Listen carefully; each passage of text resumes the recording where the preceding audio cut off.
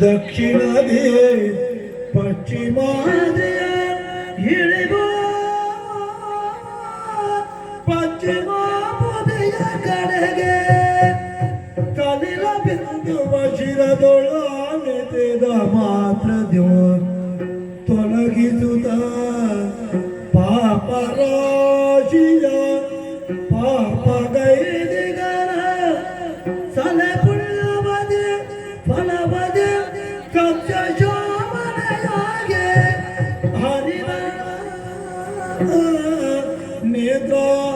Netravati